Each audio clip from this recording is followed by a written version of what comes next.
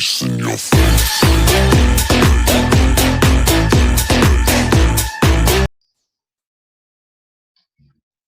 Nah, oke. Karena semuanya sudah berkumpul, jadi kakak akan membuka dengan salam dulu. Assalamualaikum warahmatullahi wabarakatuh. Waalaikumsalam warahmatullahi wabarakatuh. Oke, baik. Buat mic-nya nggak usah di mute ya, dibuka aja biar Bon Pian nggak capek buka tutupnya. Ya, lebih interaktif kitanya. Ya. Selamat sore adik-adik mahasiswa sekalian. Sore. Ya, gimana nih kabarnya? Baik-baik aja? Alhamdulillah, Kak. Alhamdulillah. Oke, untuk memulai, alangkah baiknya kita saling memperkenalkan diri dulu, dimulai dari kakak. Perkenalkan, nama kakak Ludipur Azhara dari Prodi BK Angkatan 2019. Selanjutnya kakak tunjuk ya, mungkin bisa menyebutkan nama, angkatan, sama nama fakultasnya. Yang pertama, Barsina, silahkan memperkenalkan diri, Assalamualaikum warahmatullahi wabarakatuh. Akan nama Ulun Barsinah dari Program Studi Pendidikan Angkatan 2019 semester 4, Fakultas FKIP. Wassalamualaikum warahmatullahi wabarakatuh. Selanjutnya Nur Anissa, silahkan Assalamualaikum warahmatullahi wabarakatuh. Perkenalkan Ulun Nur Anissa, angkatan 2020.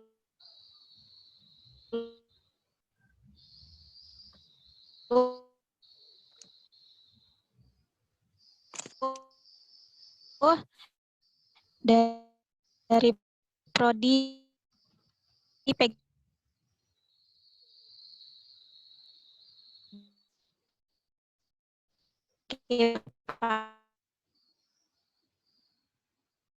Ini memang suaranya putus-putus kau atau di tempat kakak aja ini?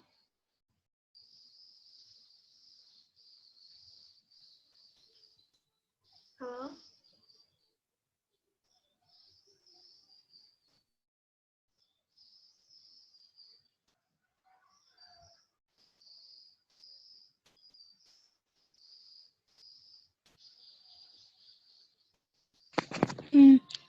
Tes, kedengaran?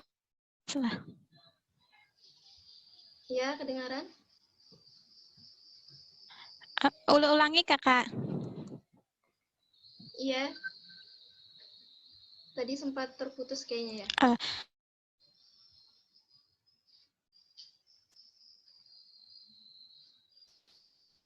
Lunor Anda dari angkatan 2020 dari program studi PG PAUD. Terima kasih. Iya, sama-sama. Selanjutnya Safitri, silahkan memperkenalkan diri.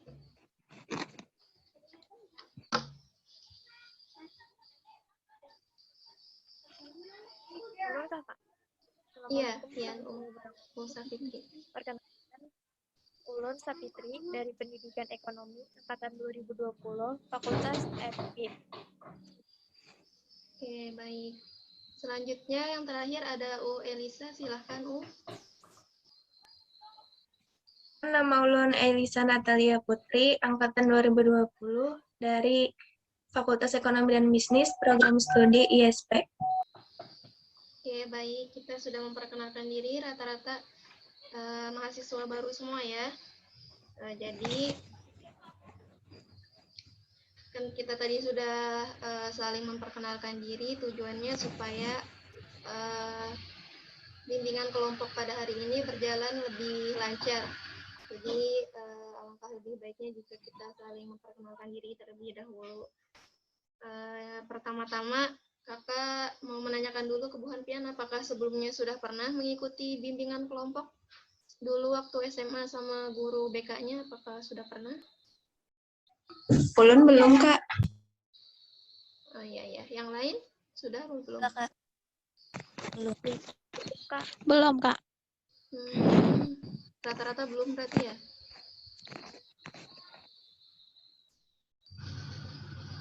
Oke, baik. Jadi di sini kakak akan melakukan bimbingan kelompok kepada Bu Hantian. Alhamdulillah ini ada 4 orang ya. Ada U Barsina, Nur Anissa, Usa Fitri, sama U Elisa. Kakak menggunakan teknik homeroom. Apa itu teknik homeroom? Jadi teknik homeroom adalah kegiatan. Teknik homeroom ini adalah salah satu teknik yang ada dalam bimbingan kelompok, yang dimana teknik ini tuh dilakukan di dalam ruangan atau di luar ruangan. Seperti kita sekarang ini, masing-masing ada di dalam ruangan walaupun secara online. Dalam bentuk pertemuan antara konselor, di sini kakak sebagai konselor dan Bu Hantian sebagai klien atau konseli. Untuk membicarakan hal-hal yang berhubungan dengan pelajaran, masalah sosial, masalah tata tertib, dan moral atau masalah-masalah lain yang ada di sekolah. Nah, pertemuan homeroom ini ditekankan supaya apa? Supaya terciptanya suasana ramah yang penuh kekeluargaan, akrab, nyaman, sehingga siswa dapat merasa aman dan dapat mengungkapkan masalah-masalah yang nggak bisa dia dibicarakan sewaktu dia di kelas. Jadi di dalam bimbingan kelompok ini dia bisa terbuka gitu untuk membicarakan masalah-masalah yang akan diangkat. Lalu kakak akan sedikit menjelaskan aturan dalam bimbingan kelompok ini. Jadi nanti kita saat di tahap inti kita akan aktif melakukan diskusi tanya jawab. Jadi bagi Bu Hantian yang ingin menjawab pertanyaan dari kakak, nggak usah malu-malu, silahkan aja angkat tangannya meskipun sudah ada misalnya teman-teman yang lain yang jawab. Kalau ingin menambahkan, boleh banget dipersilahkan untuk angkat tangan dan Kak Ulun mau menjawab. Silahkan seperti itu ya. Lalu ke tahap selanjutnya, kakak mau menawarkan ke Bu Hantian apakah sudah siap untuk kita melakukan bimbingan kelompoknya? Inggih, siap, Kak. Oke, baik. Jadi tema yang kita angkat adalah perisakan. Sudah ada yang sudah pernah dengar tentang perisakan? Belum? Atau bullying? Pernah, Kak. Pernah. Oke. Jadi di sini tema yang kakak angkat adalah mengenai perisakan. Kalau perisakan itu dia tuh lebih ke familiar di dalam film-film, mungkin biar lebih sopan bahasanya jadi disebut perisakan. Tapi kalau bahasa umumnya biasanya disebut dengan bullying ya. Nah, bullying ini akhir-akhir ini jadi topik yang hangat untuk dibicarakan. Banyak berita-berita yang membahas tentang bullying, entah itu dialami oleh tokoh-tokoh terkenal, ataupun juga siswa-siswa yang masih sekolah itu nggak terlepas dari yang namanya bullying ini ya.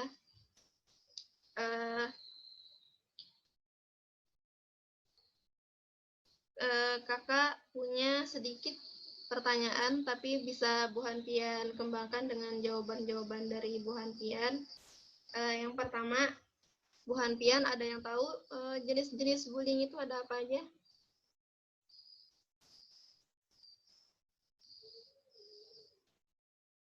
Ada yang tahu? Izin menjawab, Kak. Ya, dipersilahkan. Kalau yang belum tahu, biasanya bullying itu ada yang berbentuk fisik. Fisik itu biasanya bisa dilihat oleh mata. Terus tuh ada lagi yang dalam bentuk verbal. Verbal tuh dalam bentuk pembulian yang biasanya melalui indera pendengaran. Terus tuh ada bullying mental. Biasanya bullying mental tuh merupakan bullying yang paling berbahaya karena biasanya tidak dapat dilihat dan tidak dapat didengar. Jadi bentuknya itu kayak sejenis ejekan gitu, cuman tidak nampak oleh mata kita, bisa di belakang kita gitu, Kak. Terus tuh ada bisa bentuk fisik langsung dan verbal langsung. Itu saja sih, Kak, yang ulun tahu. Masya Allah, mantap Barsina jawabannya. Ada yang ingin menambahkan lagi? Mungkin punya jawaban juga, silahkan.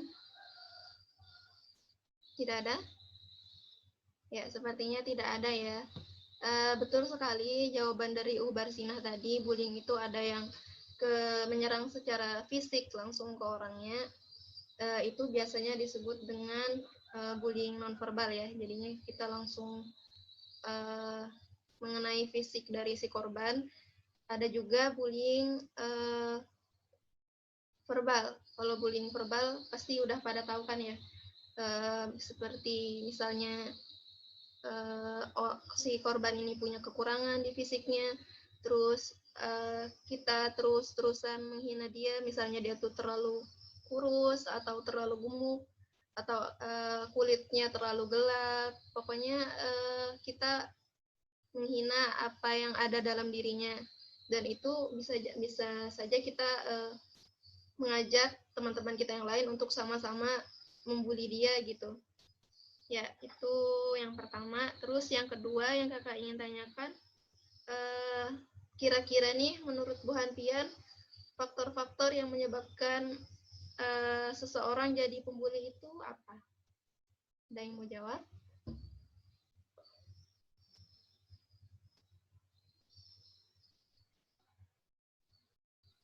Izin menjawab, Kak. Silahkan. Karenanya atau karena dia tuh pernah melakukan suatu kesalahan kayak itu, nah Kak. Jadi bully kayak itu. Baik. Ada lagi yang ingin menjawab? Silakan.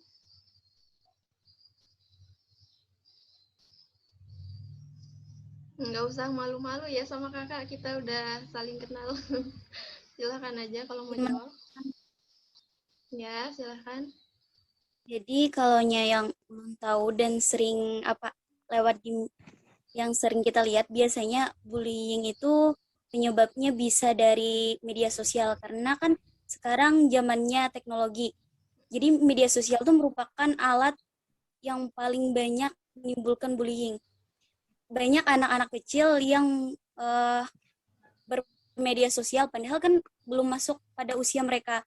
Misalkan ada kesalahan sedikit, padahal mereka tidak tahu apa itu fakta sebenarnya, sehingga mereka banyak membuli. Misalkan kayak artis-artis kan banyak yang dibulinya. Terus tuh biasanya penyebab dari penggunaan media sosial itu dan sehingga terjadinya bullying itu juga karena kurangnya pengawasan dari orang tua, lingkungan keluarga yang sering melakukan yang namanya kekerasan. Terus tuh ada lagi kurangnya ketidakpedulian antar sesama gitu Kak. Jadi karena tidak ada rasa peduli terhadap sesama, jadi dia tidak memikirkan lagi bagaimana perasaan orang yang akan dibulinya itu. Terus tuh ada lagi, biasanya kalaunya di SD, SMP, atau SMA biasanya kan ada di sekolah yang namanya geng ataupun ikatan teman. Jadi biasanya itu merupakan faktor yang sering menyebabkan bullying. Sehingga jika ada teman yang kurang pandai ataupun biasanya kurang bergaul, itu biasanya jadi bahan bulian oleh teman-temannya yang satu geng gitu Kak. Ya, bagus sekali jawabannya dari Elisa dan Barsinah tadi, betul sekali. Salah satunya faktor-faktornya tuh ada dari media sosial, bisa juga dari geng-geng yang sering kita lihat ada di sekolah ya. Betul. Terus yang ketiga, kira-kira Bu Hanpian bisa sebutkan contoh bullying verbal itu seperti apa?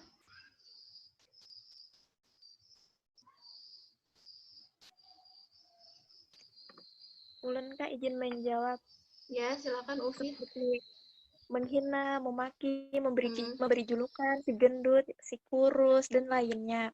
Meneriaki, mempermalukan di depan umum, menebar gosip, dan fitnah. Seperti itu, Kak. Ya, betul sekali yang dijawab sama Ufi tadi. Intinya kita tuh menghina sesuatu yang ada pada diri orang lain dengan perkataan kita yang kurang baik atau dengan perkataan kita yang jahat gitu ya, yang menyakiti diri orang lain. Terus contoh bullying nonverbal itu seperti apa? Ada yang mau jawab?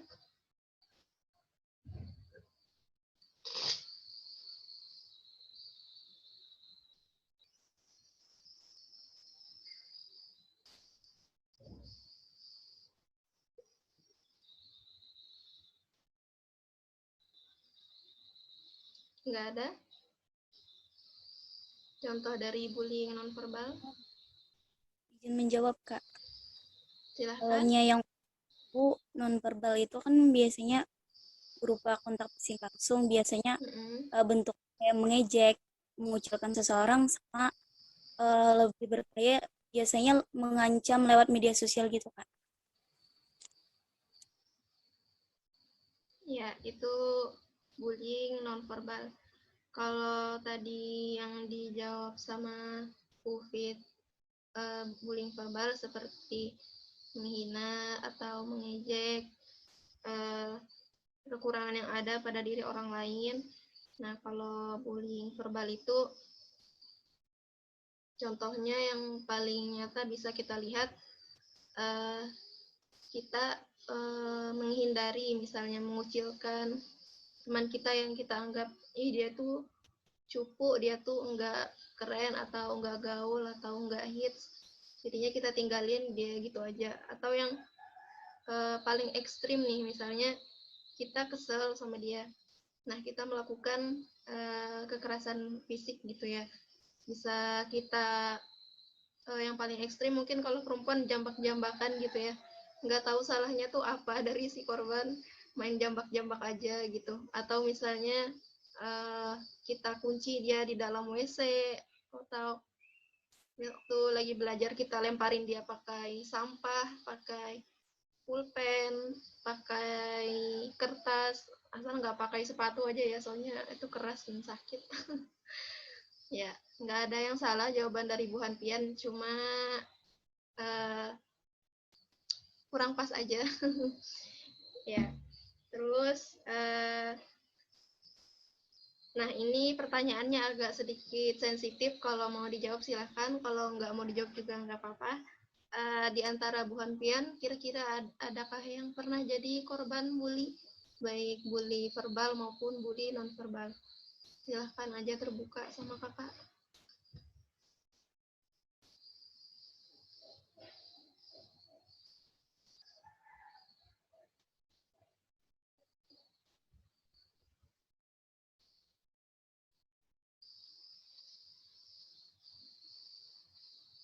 Nggak ada berarti ya? Alhamdulillah, berarti aman semualah. Baik, lanjut. Yang terakhir, pertanyaan kakak, menurut Bu Hanpian, gimana sih caranya? Misalnya kita tuh sudah terlanjur jadi orang yang terbuli gitu. Gimana caranya supaya kita bisa bangkit lagi gitu, supaya kita bisa mengatasi permasalahan tersebut? Kira-kira apa usaha yang bisa kita lakukan?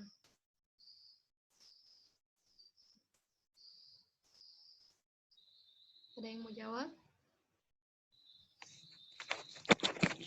Izin menjawab, Kak. Ya, Cara silakan. kita untuk menghadapi bullying tadi bisa dengan yang pertama kita tunjukkan dengan sebuah prestasi. Jika ada orang yang membuli kita, tidak seharusnya untuk terpancing untuk melawannya. Alangkah lebih baiknya kita tunjukkan dengan sebuah prestasi kita. Yang kedua, bisa dengan jalin sebuah pertemanan yang lebih banyak lagi dengan orang-orang, agar kita bisa menceritakan sebuah masalah kita. Misalkan ada yang membuli kita, jangan dipendam sendirian gitu. Itu bisa menjadi penyebab kita menjadi seorang pembuli lagi, karena kita seorang korban, maka itu akan menimbulkan sebuah dendam yang mengakibatkan kita seorang pembuli. Lebih baik itu diceritakan. Yang ketiga itu tumbuhkan rasa percaya diri yang lebih lagi. Itu aja Kak dari Ulun.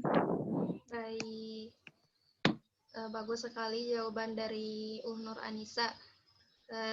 Dengan cara yang keren sekali menurut kakak, yaitu dengan menunjukkan prestasi yang kita miliki, karena otomatis si pembuli itu pasti bakal segan gitu Karena walaupun kita tuh dibully, mungkin kita tuh dianggap remeh ya, dengan cara menunjukkan prestasi, insya Allah si pembuli itu bakal segan gitu dengan kita. Karena apa? Karena kita punya prestasi, kita punya bakat, dan kita memanfaatkan waktu kita dengan baik gitu. Sedangkan mereka tuh hanya menghabiskan waktunya dengan hal-hal yang enggak penting, salah satunya dengan membuli korban yang sebenarnya tuh enggak punya salah gitu sama dia. Apa ada yang ingin menjawab lagi atau menambahkan? Silahkan.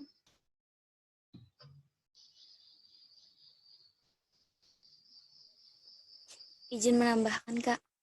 Ya, silahkan, Eh, biasakan diri kita juga kalau ada yang membuli, biasakan jangan takut sama sedih, Kak. Karena ketika kita takut, semakin kita takut, orang yang membuli kita biasanya semakin menambah pembulian kepada kita gitu.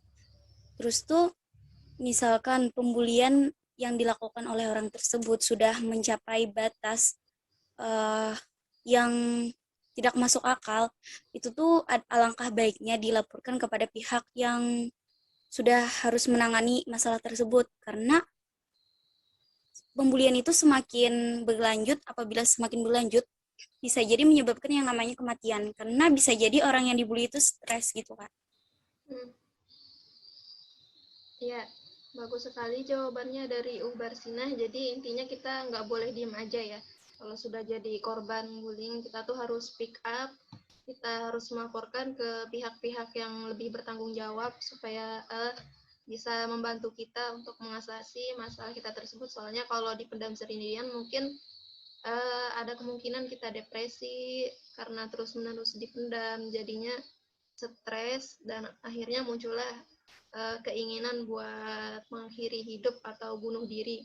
Seperti kasus-kasus yang sudah sering muncul di internet, pasti Bu Pian udah sering dengar ya. Tokoh-tokoh terkenal yang kita lihat hidupnya enak, uangnya banyak, tapi tiba-tiba kok bunuh diri gitu. Ternyata penyebabnya itu karena sering memendam masalah-masalah itu sendirian, nggak membicarakannya dengan orang-orang yang terpercaya seperti keluarga, sahabat, atau pihak-pihak yang berwajib seperti itu. Baik, itu saja pertanyaan dari kakak. Sudah tidak ada lagi yang mau menjawab ya? Yang terakhir tadi. Oke, baik. Jadi, karena kita sudah selesai pada tahap inti, nih kakak lihat muka-mukanya sudah mulai capek ya, karena ini sudah sore, jadi kakak mau kasih sedikit ice breaking dulu. Jadi kalau misalnya kakak bilang tepuk pagi, Bu Pian tepuk 1 kali. Kalau kakak bilang tepuk siang, Bu Pian tepuk tangan 2 kali. Kalau kakak bilang tepuk sore, Bu Pian tepuk 3 kali. Paham kira-kira? Dibuka aja mic-nya, biar kedengaran. Ya, baik. Oke, kakak mulai ya. Tepuk pagi. Ya, tepuk siang. Tepuk sore. Tepuk siang. Ayo. Tepuk pagi. Ya. Semua ya. Berarti masih pada fokus. Jadi kita sudah menjelang pengakhiran atau di tahap akhir. Kakak ingin bertanya ke Bu Pian, silahkan jika ada yang ingin mewakilkan menjawab, boleh. Kira-kira menurut Bu Pian apa nih pesan dan kesan Bu Pian setelah mengikuti bimbingan kelompok dengan teknik homeroom yang kita laksanakan pada hari ini?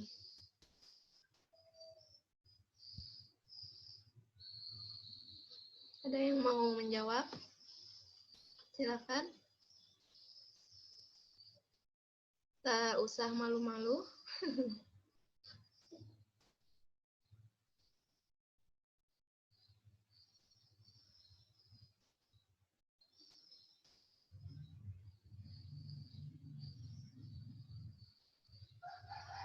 Ufit mungkin, atau Elisa, Pohnor atau Ubarsina, silahkan.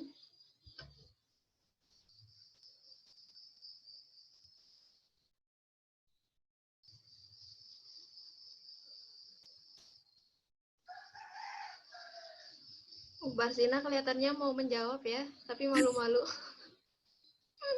Silakan, Ya. Oke, izin masuk Ya. kalau pada hari ini menurut Ulun ini pokoknya menambah wawasan, terus tuh menambah pengetahuan kita lagi bagaimana seharusnya kita berteman, terus tuh jangan saling membuli, apalagi kita sesama muslim kan harus saling menghargai itu. Terus tuh dari apa yang kita lakukan hari ini juga tentunya menambah wawasan. Terus tuh kesannya baik. Dan untuk pesannya mungkin kedepannya untuk masing-masing diri kita lah, untuk saling introspeksi diri, bagaimana menjadi seorang muslim yang baik, terus tuh menjadi seseorang yang tidak melakukan pembulian, karena pembulian itu bukan hanya secara langsung, tapi ada juga secara yang tidak kasat mata, seperti misalkan kayak menatap orang sinis itu termasuk dalam pembulian juga. Jadi harus lebih hati-hati gitu apalagi kita sesama teman. Jadi kalau bisa harus menjaga diri kita gitu agar tidak melakukan yang namanya pembulian, karena pembulian itu dapat menyebabkan sesuatu yang tidak baik untuk diri kita dan juga untuk orang lain. Itu saja, Kak. Ya, terima kasih banyak Ubarsina yang sudah menyampaikan kesan dan pesannya. Apa ada lagi yang ingin menyampaikan kesan dan pesannya? Silahkan dibuka aja mic-nya.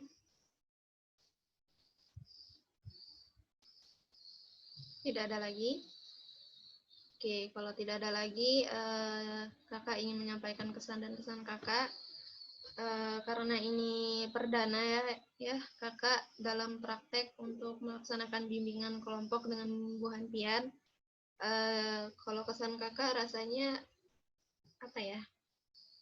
Kayak masih asing gitu, soalnya kakak masih belum pro juga dalam ilmu psikologi atau kepribadian. Terus terlebih ilmu-ilmu bimbingan dan konseling juga kakak masih sangat-sangat kurang, walaupun sudah banyak diberi materi, tapi kadang masih suka mental-mental gitu kan.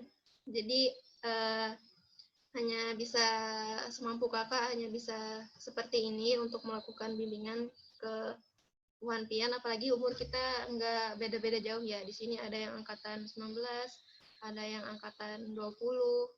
Ini umur kakak BTW 20 tahun, umur Bu Hanpian rata-rata berapa di sini?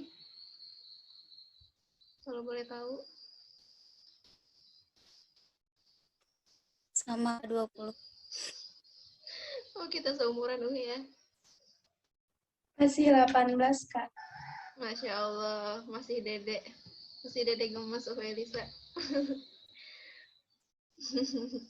Ya, berarti nggak beda-beda jauh banget ya. Makanya kakak kayak rasanya kayak gimana gitu. Oke, baik.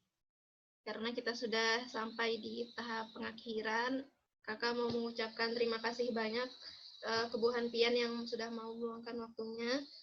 Semoga bimbingan yang kita laksanakan pada hari ini berbuahkan manfaat untuk kita semua, untuk lebih baik lagi ke depannya. Semoga kita terjauhkan dari sifat-sifat seorang pembuli. Itu dikatakan sebagai pembulian jika si korban ini merasa tidak terima gitu. Namun misalnya kita sedang bercanda, tapi sahabat kita tuh baik-baik aja gitu, misalnya kita ejek dia, itu kalau menurut kakak itu belum termasuk pembulian. Sekian aja dari kakak, kurang lebihnya kakak mohon maaf. Sebelum kita leave untuk dokumentasi, kakak ingin mengambil foto bersama dengan Bu Hanpian, silakan dibuka aja. Oke, sudah dibuka semua. Silakan cari posisi terbaiknya.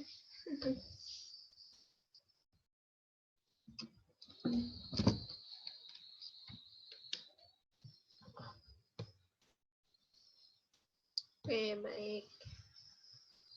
Sudah siap semua?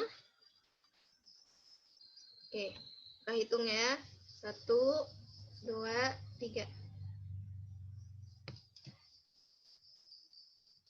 Oke, kalau mau pose bebas silahkan. Mau pose gaya apa aja silahkan. 1, 2, 3.